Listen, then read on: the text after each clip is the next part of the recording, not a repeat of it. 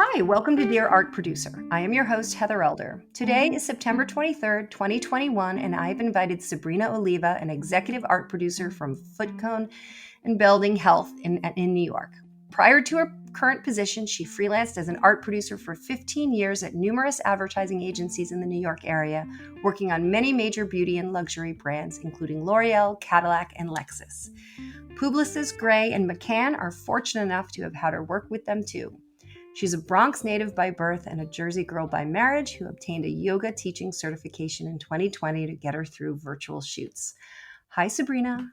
Hi, Heather. I'm always so happy to see your name pop up in my email, to hear your voice, to talk to you, to see you on Zooms, all of those things. It's so great to have you as a guest finally. Thank you for coming. I feel the same way about seeing you and talking to you. It's always a pleasure.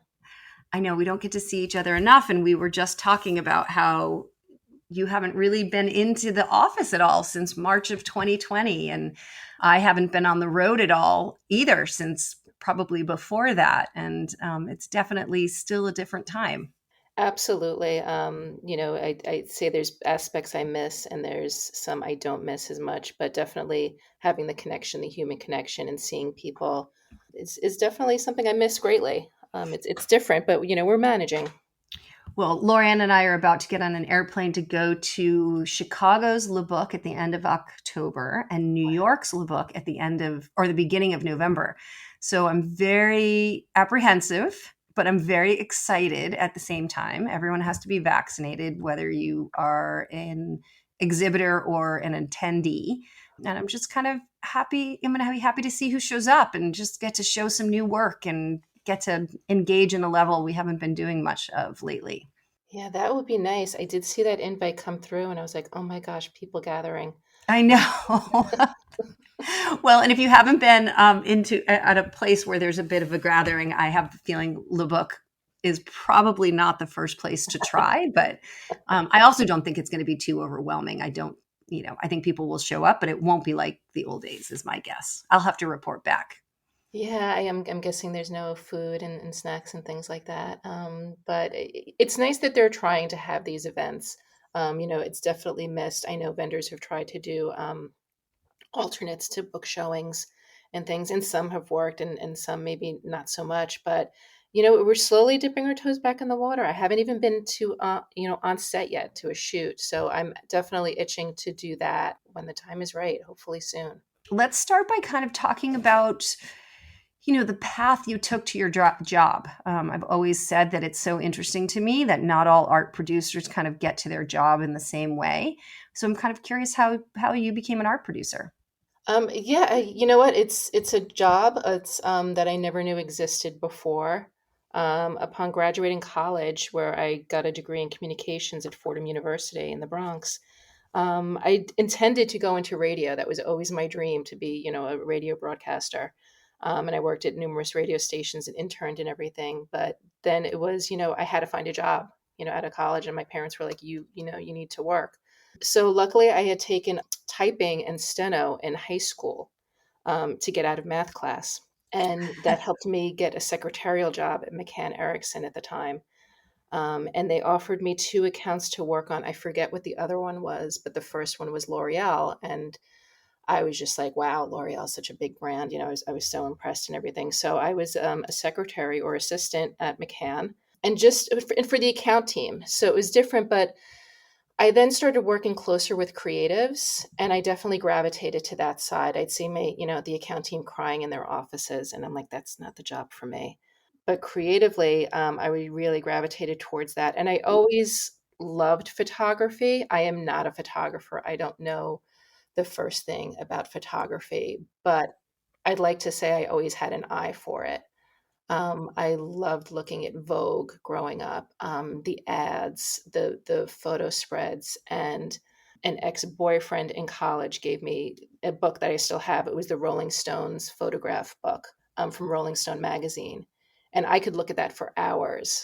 That was just, I just this the photographs told such beautiful stories that I just gravitated towards that. And eventually at McCann, they created a position for me to be I forget what they called it, but I hired all the models.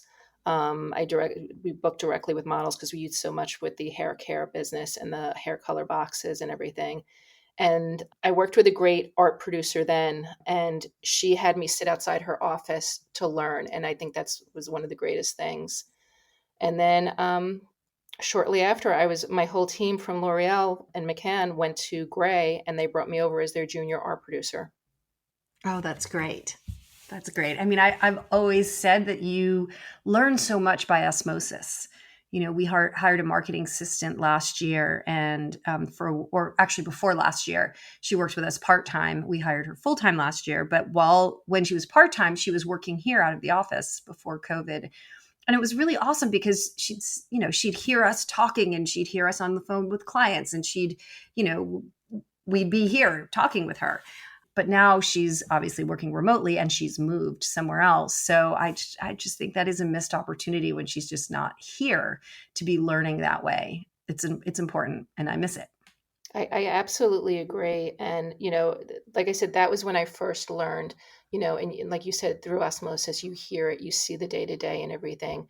You try to take it all in. And I still use it to this day. When I started at FCB 3 years ago now, I was sitting out a little apart from the art producers, and whenever somebody was on vacation or a shoot or something, I would steal their desks just so I could be closer to them to learn because Pharma was new to me and everything. And you know what? There's always opportunity to learn, and I'm not shy to ask a question or say I don't know something. And like I said, Pharma was really a different animal to me, and it was really important. That's how I learned a lot from that team. Well, what are you known for on your team? What am I known for? That question kind of stumped me, and I thought back to we do these reviews and everything, and people always like to say for me that I definitely know how to get things done. That I'm a bit of a drill sergeant, and not in a negative way, but I definitely keep things in order. I try to keep everyone calm, and be that person in the storm. The storm may be going around, but I'll stand there and I'll make sure that everything is taken care of. I like to think of myself as someone who can say yes and get it cleaned up. I think of myself as a cleaner on shoots and everything else. And the way that I'm the man behind the curtain. I make sure everything gets done, and no one has to see how it gets done. Well, I can 100% attest to that. You are all of those things. And additionally, I would add that you're very fair. Thank you. Yeah, I would definitely do that. Say that. And my husband always says, he's in advertising, and he always says the producer cannot be the most anxious person in the room. And it's Well, so true. And sometimes they are. And that is not the case with you. Any job I've ever worked on with you, or even any estimate I've ever bid on with you, the process is very clear, very concise. You are very calm, very professional, and very fair. thank you. That's all very kind to say. Yeah, I had a client on set once who said she always looks at the producer, and if the producer isn't worried, she's not worried. Yeah, you're kind of like the pilot, right? Or Exactly. not the pilot, because you don't see the pilot, the flight attendant, right? If they're not Yes, worried when there's yes. bumps, I'm Nothing to okay. see here. Yep. Well, can you share with us a little bit about your role as an art producer? I know every agency, people are doing things differently. Tell us a little bit about what your day to day is like and what your role is like. The role is always consistent. I like to think of myself as a facilitator for the creative team. I always love working with creatives and seeing their vision come to life. So, and I also work with accounts too, so it's kind of a balance. For the creative, we want to make sure, they're working with photographers or vendors and everything that they can communicate with, that they have a good experience with, that definitely, share their vision. They can create a bond. I think it's very important for creatives and photographers to, really work together in their own space, but with me quietly behind them. And then on the account side, I'm dealing with, putting together estimates and finalizing billing and doing, all the back end work that, is so important as well. So, I have a nice balance, day to day, whether it's, doing reusages or starting a new project and everything, or finalizing a project, doing retouching every day. So it's, it's definitely busy, and it's a job that's It definitely takes high energy, but it's really rewarding in the end. Like I said, I always like, being, quietly behind and just seeing it all come together, and then, having everyone, happy and proud of, the work that they were able to accomplish, and I was a piece of that. And has that role changed for you during COVID? No. However, I think as a producer, and like I said, I'm kind of, the fixer and, the cleaner of things. We've definitely learned new ways to produce. The problem solving is, 2.0 level, because we had to solve problems we never knew we would have before. We definitely still have that fact where we have to make sure everyone's comfortable, even on a virtual shoot, that everyone's able to see things.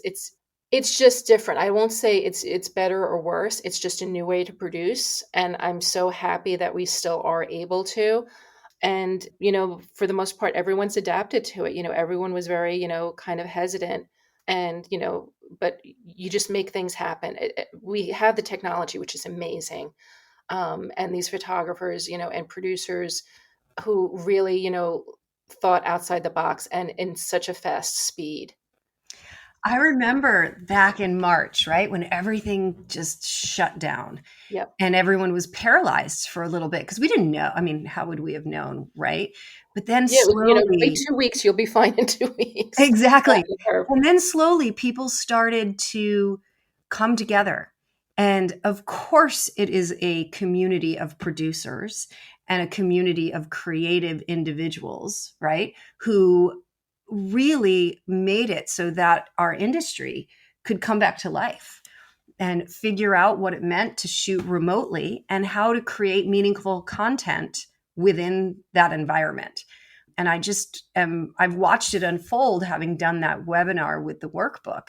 Mhm. And every week we would interview new people, and every week something new would be coming up about how someone was solving the problem. And, the community came together with this shared experience that is, unparalleled to anything else I had experienced in the many, many years I've been in this business. And it was pretty fascinating to watch. I agree, and I think, the great word you're using there is community, and I thought it gave us all the opportunity to share our knowledge, and that's what I found we were doing more than ever. I agree with that. I mean, photographers and reps and all of those are individual jobs that do so in a vacuum, right? And Yes. now all of a sudden, and are very proprietary. But now all of a sudden, people were raising their hand and reaching out to each other and saying, "Hey, I've got this idea. Ooh, can you help with this? Oh, try it this way." And everybody was so open to that. And it was really very quite special at a very scary time. Absolutely, I can't agree more, and like you said, it definitely gave us, the tools, like I said, the tools were there, and some were more advanced in them than others, but everyone shared those tools, and it took it to the next job and took it to the next project and everything. And everyone was open about it too. And that's what I appreciated too. Nobody was like, oh, I don't do it that way, or I can't do that. We all, worked together. Like you said, community was the word that, definitely hit the nail on the head. Well, what's the most challenging part of your job? Probably timing. And that's where with the pandemic it's gotten harder, because I think people think we can still do as quickly as we did in the past, and they don't see all the blockades in front of us.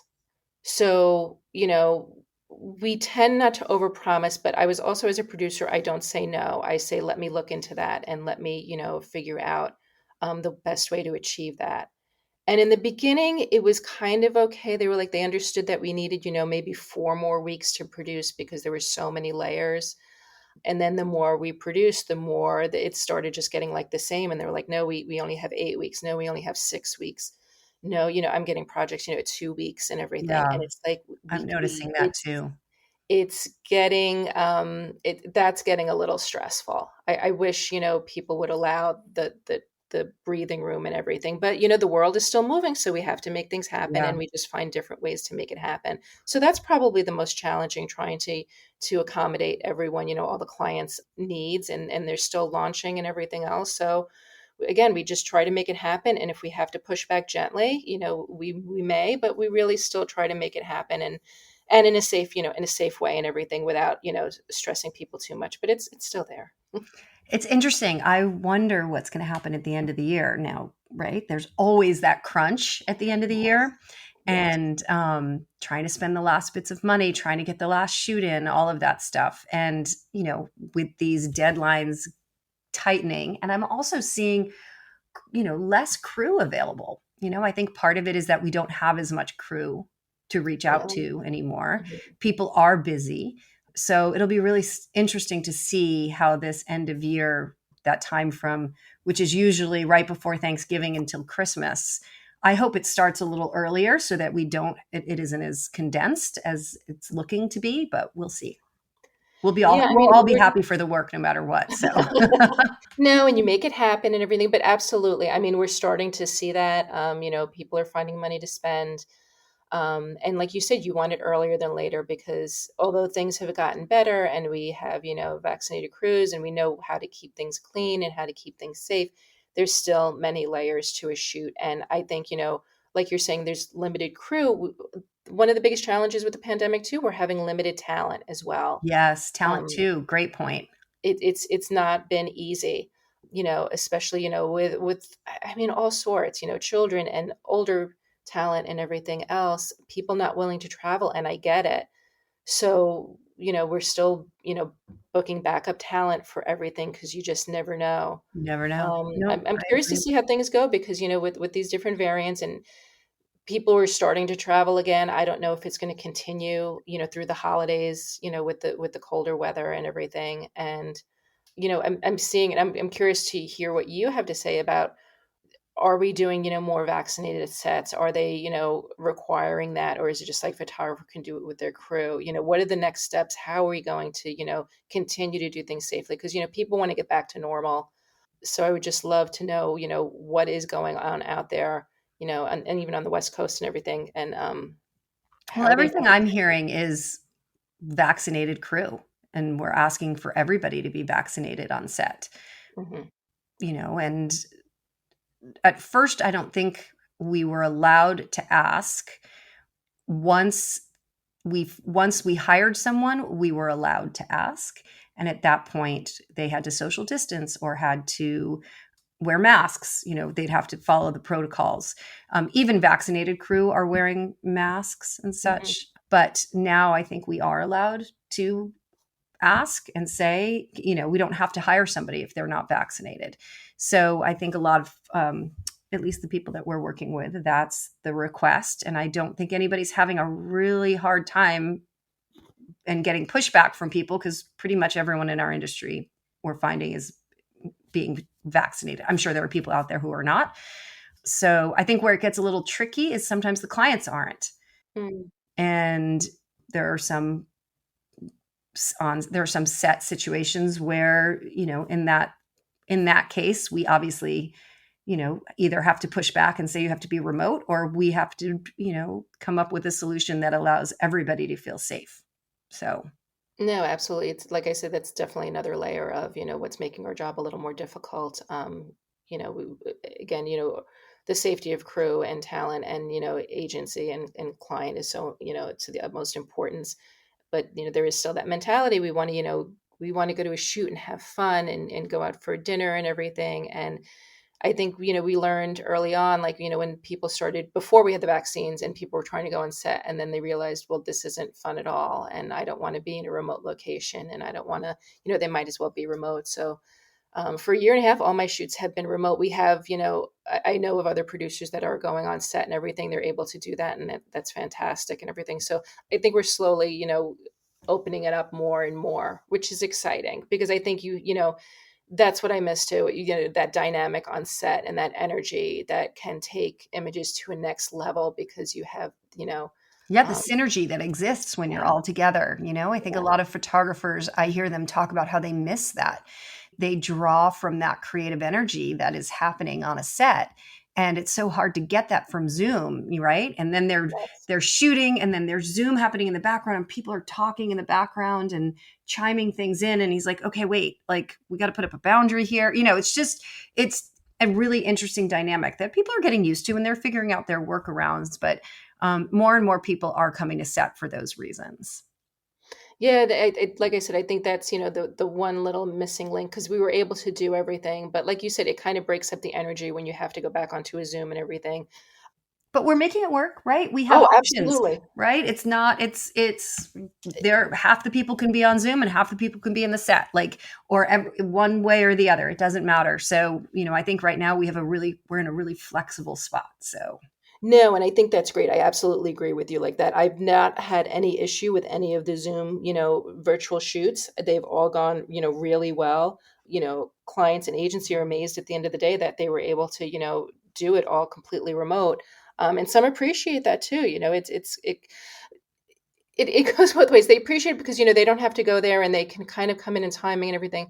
But at the same time, and this is one of the other drawbacks of producing during a pandemic, is I think our attention span is less. yeah, that's so true.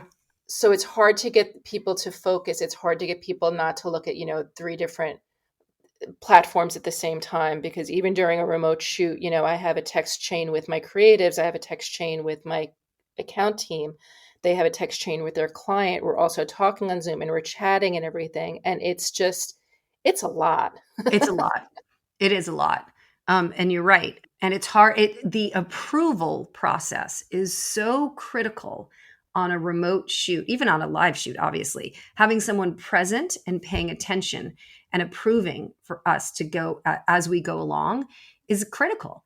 And that's one thing that we're finding, whether we're on set or not, is that people are distracted by other stuff and they're not always available like they're supposed to be to help move the shoot along. Absolutely, absolutely. We find workarounds and everything, but it's definitely, like I said, there's a lot of distractions out there, and work distractions. So we just try to figure out the best way and the best, excuse me, chain to follow through on that, to make sure, because that's the most important thing that, is this approved? Can we move on to the next shot? Because of course we never want to move on unless, the photographer may say that he got it, but he's seeing it differently than we're seeing on Zoom, and the client's seeing it differently too. So, but we have made it work, which is the most important thing. Well, what are your clients asking of you right now? Like, are they asking for shoots or stock? Are they asking for integrated campaigns? Are they asking for motion or print? Like, what is coming across your desk right now? Everything is coming across. In the beginning, I thought we would do a lot more CG, Mhm. and I didn't as much in the beginning during the pandemic. I was doing full on shoots with, workarounds and virtual shoots and everything. This summer, I did a lot of CG, but I think it's not directed by creative. It's not directed by the client. It's just they still want to do what, they want to get their creative out there the best way they can. It's not like we can only do stock for this, or, we can't shoot and everything. We have found ways to make every campaign come to life. So we've done a lot, this year has been just a regular year. I've done a couple of, very big shoots, multi-day shoots, still shoots. They're still doing piggyback shoots. They're, like I said, we're doing a lot of CG. Doing a whole reconstruction with stock. So it's nothing has changed in the way that we're doing, except, we're not traveling overseas. Is it harder or easier right now to get an estimate approved? And by right now, I don't mean because of COVID. I just mean in general. Is it easy or hard to get a client to approve a budget? And that's different. An estimate. I have not had any issues with estimates being approved. Everything has gone through. There's been no stoppage on that. Even the times I have had to deal with like a cost consultant, as long as it's, it fits in the budget and everything, we're not getting any pushback at all. And what's your prediction for production through the end of the year? We touched on that a little bit earlier, but like, do you think it's going to continue and get a little crazier, or are you hearing echoes of people pulling back? No, I think it's going to continue. I think we're going to see the end of the year rush like you normally do. I think there's going to be, money to spend that they found. And, one of the great things about pharma is they did not stop. It is probably one of the only industries, Yeah. that continue to move forward. They're launching brands and everything else. I've spoken to other producers with, more consumer brands, And that definitely, I think, they've repurposed some things. We've seen it on television. We've seen it, in advertising, still advertising as well. But for pharma, everything is new. So they are moving full force. I have not seen anything slow down. We are busy, and I'm happy to say that. That's great. You mentioned production consultants earlier. Mhm. Do you work with them a lot or just every once in a while? Depends on the client, maybe. Every once in a while, depends on the client. I'm feeling that more clients are getting them nowadays. In the early years, I had not dealt with it a lot, but I'm seeing them more and more. Do you have any tips for the listeners who are new to working with production consultants? How to work with them successfully? You know what? You have to, work with them as you would with anyone else at the agency. Bring them in early on these jobs. Don't try to, shove it across their desk. They're there to help the client, just like we're there to, help the client as well. We want to get, the best bang for their buck. So we're not looking to, force their hand at all. And you know what? Again, it goes back to what I said earlier. There's always room to learn and everything, and everyone brings something to a production. Agreed. So Yeah. I don't think the experience I've had, it's not been negative as I think it had been in the past. Like I said, I think everyone's trying to work together to make the best production there is. And as long as you can explain your costs, they're open to it.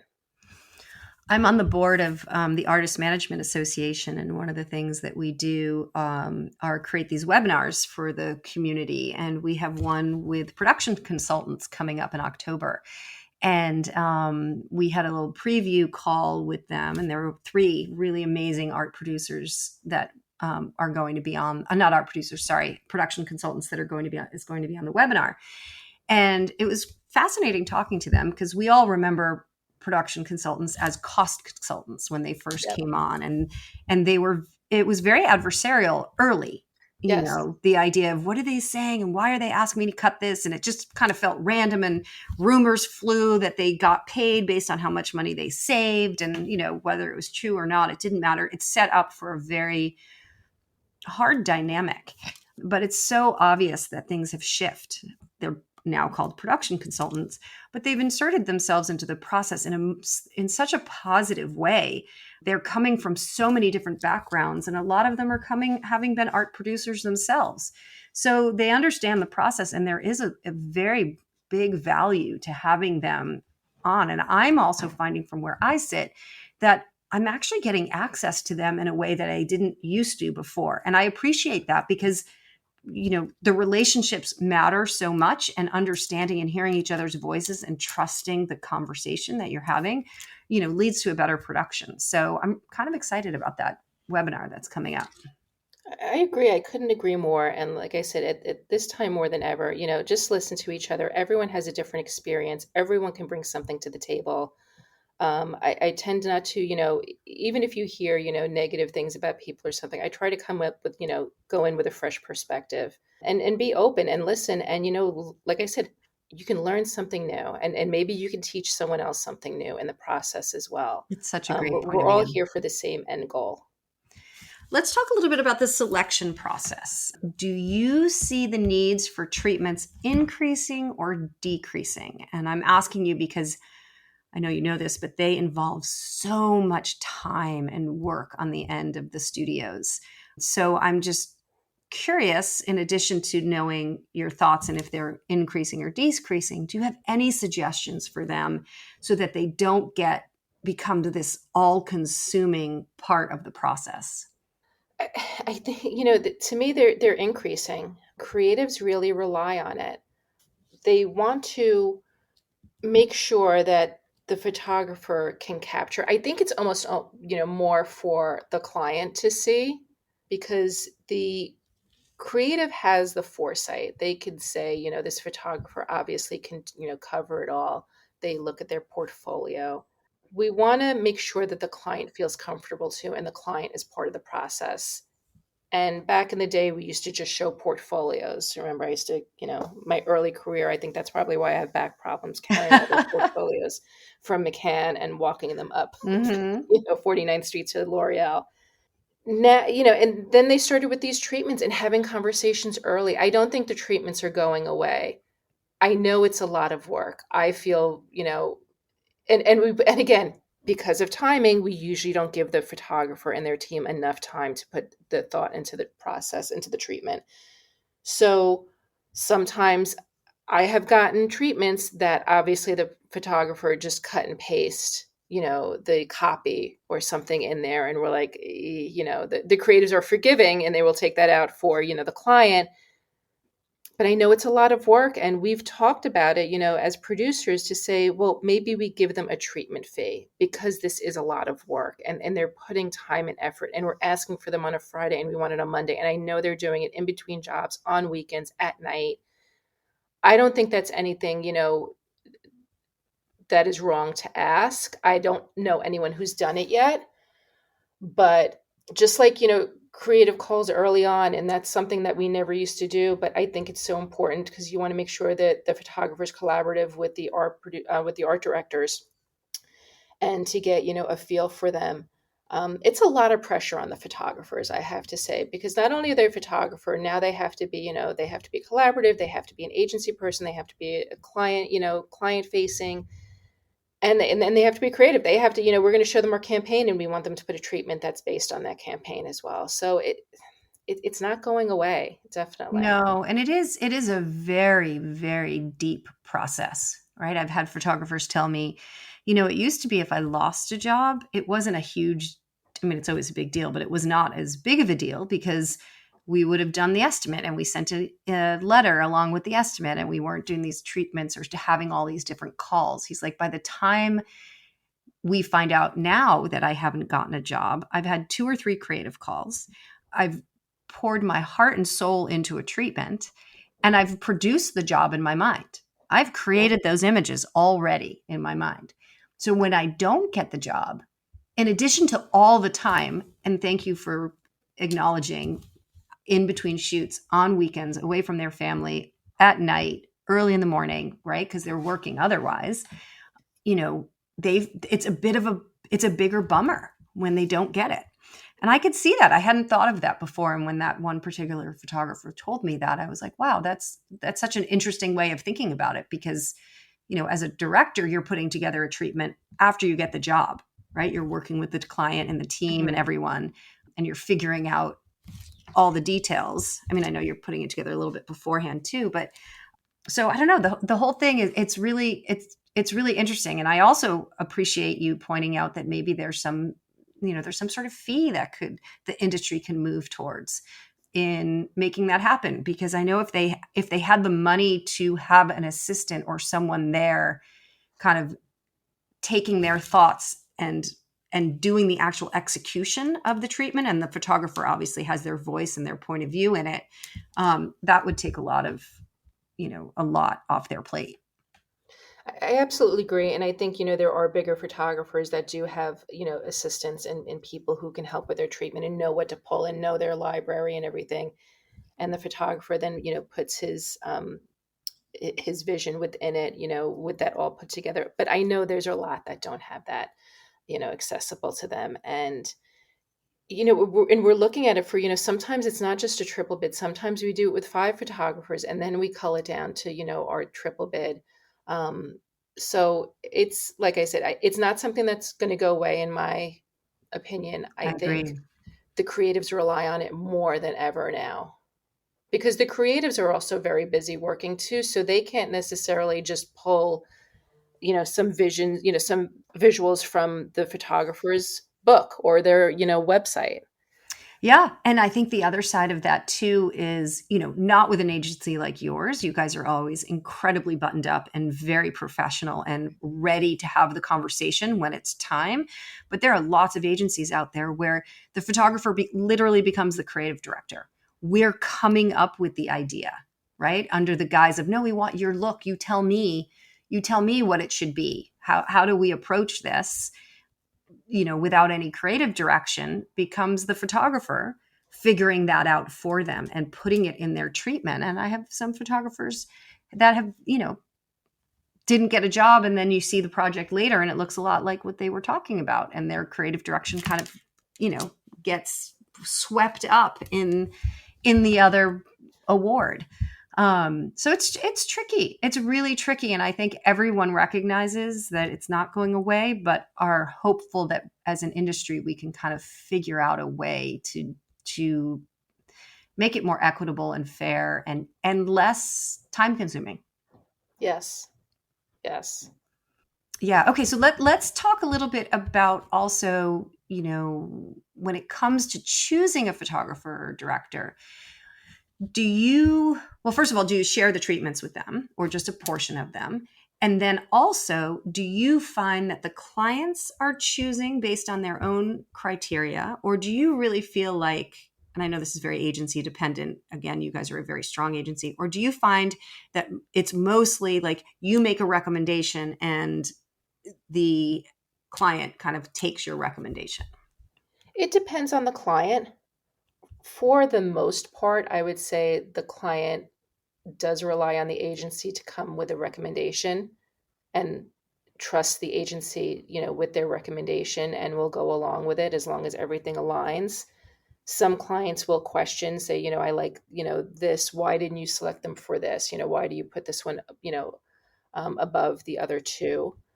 And I have had clients that we had the recommendation and they picked the third choice.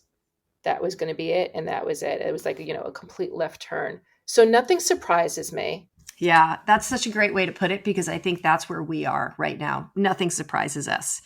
It used to be that if you were the recommend, it was pretty much a sure thing.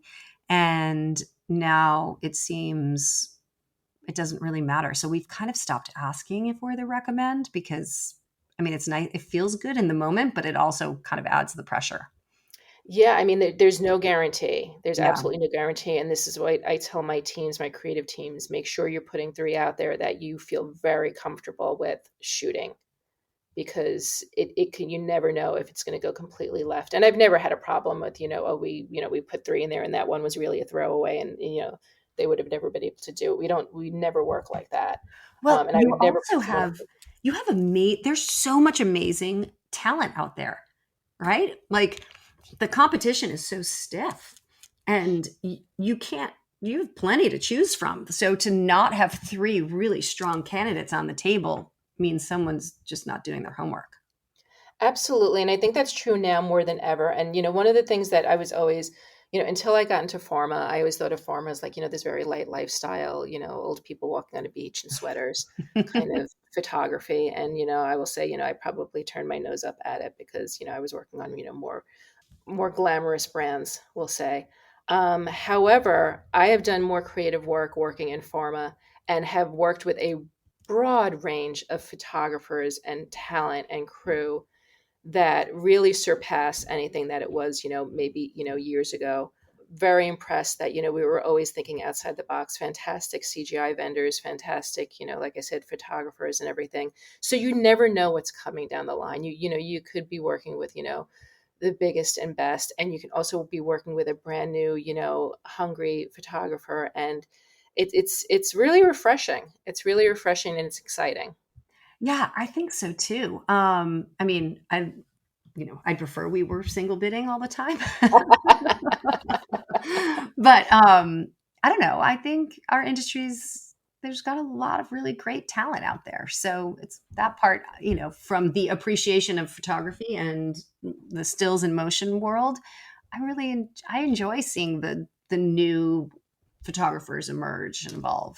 Yeah, and there's so many more, resources out there than there were, it's not just like I said, portfolios and stuff. We have, influencers and Instagram and every kind of, social platform there is and other photographers are doing, and you as well, these, the create in place and just letting people from all sorts of, all different backgrounds and everything come together and bringing them forward, and showing them to us. So it's bigger than ever. Yeah.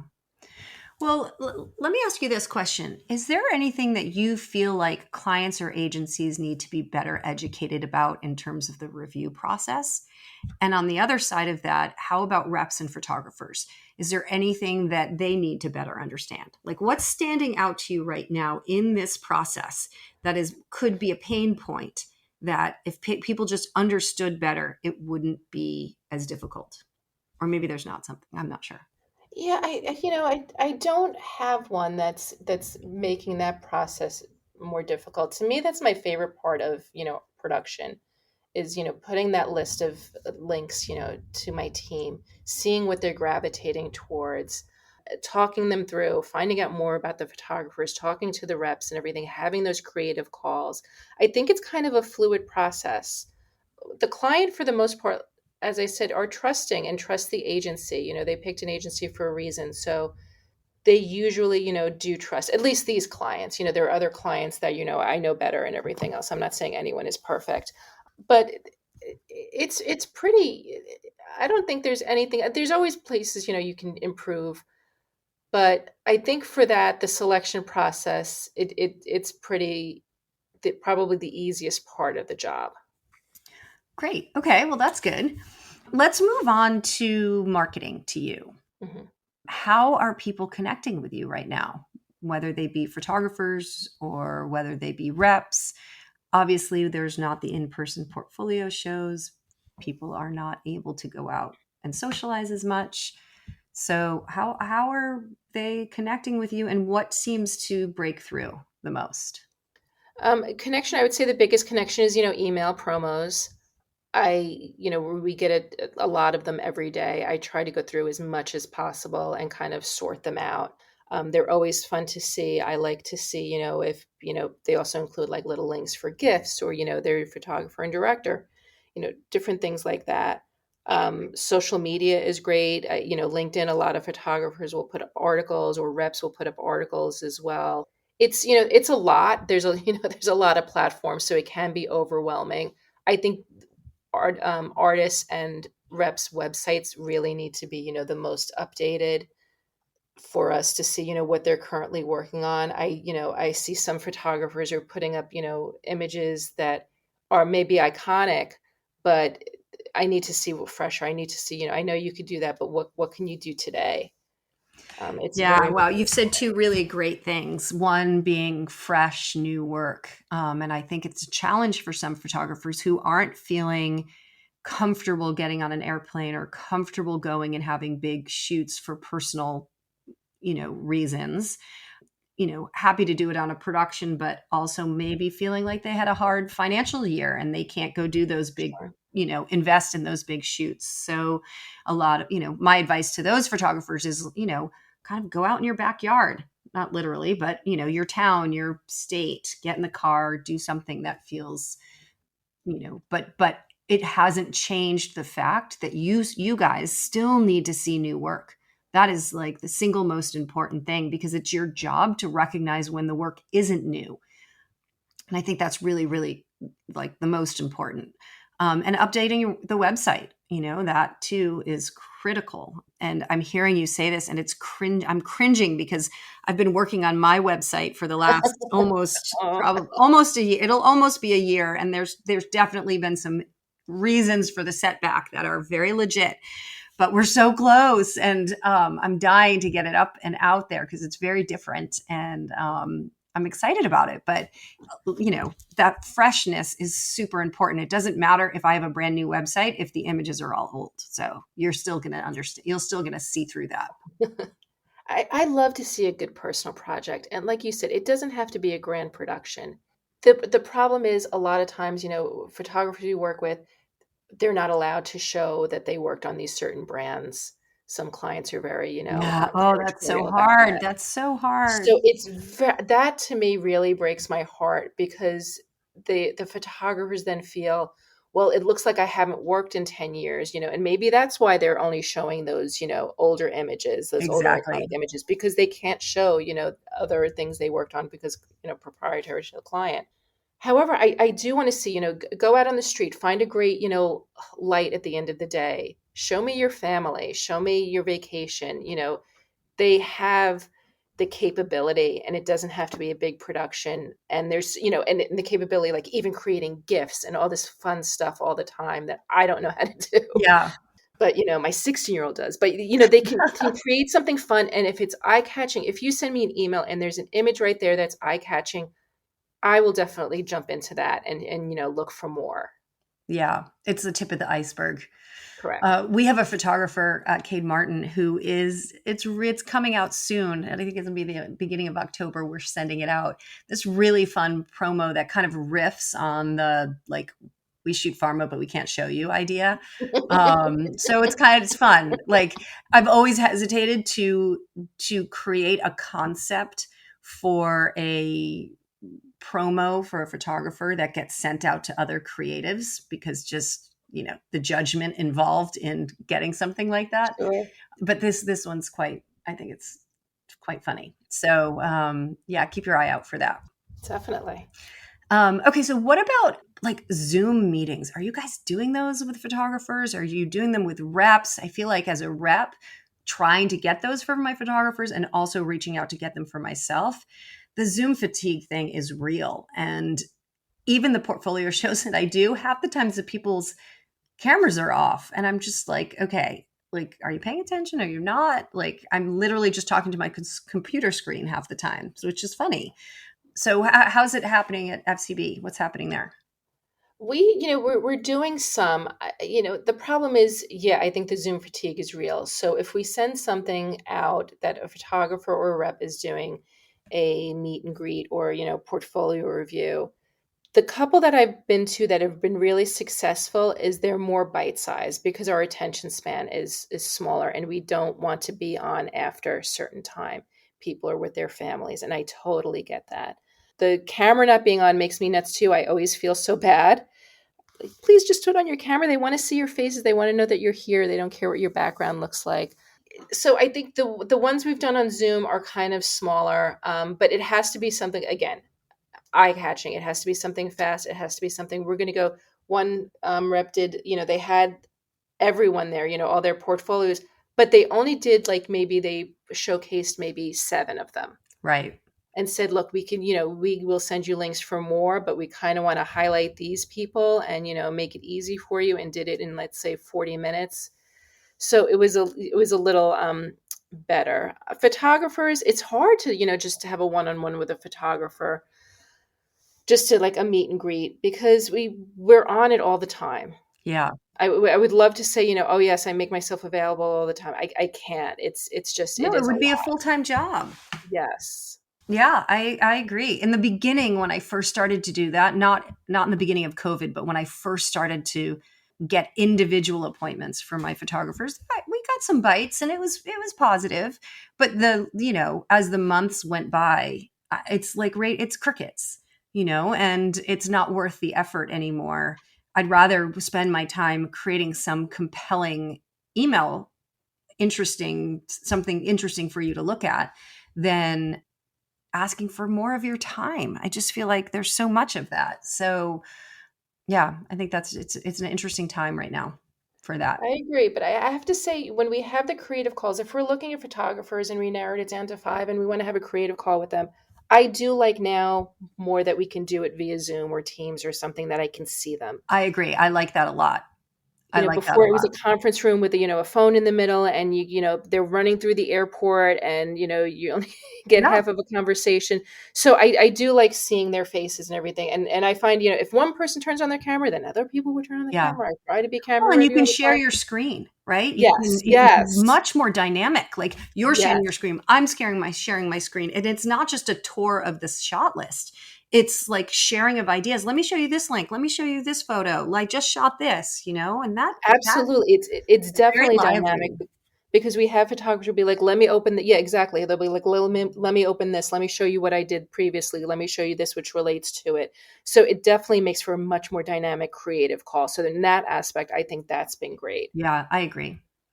Well, Sabrina, this has been fantastic. And I always end with two personal questions. So, my first one to you is, what is your favorite thing to do on a Sunday? My favorite thing would be to read a book outside and then fall asleep. Oh, Take a nap. I I need love a good taking a book nap outside. recommendation. I might have to email you separately. Okay. And if you weren't a producer, what would you do? Gosh, I would definitely be in some creative field. I've always gravitated towards it. The dream would be like, working on a Martin Scorsese film. Oh my gosh, how great. Okay. I love that answer. That's my dream. Okay, I love that. That's fantastic. I love it. Okay, great. Behind the scenes, of course, though. Of course. You don't want to star in the next one? No. That's great. Well, Sabrina, amazing as always talking to you. The insights that you provide and the dedication and commitment you give to your agency and your creatives and your clients in our industry, does not go unnoticed. So thank you so much. And I hope that I get to see you soon, even if it is on Zoom. I hope so too. Thank you, Heather. You've been so kind and welcoming, and always love working with you too. So thank you. This was a great experience. I enjoyed it. Oh, good. Okay. Well, we got you back to your radio broadcast roots. So Exactly. all right. I'll talk to you later. Take care.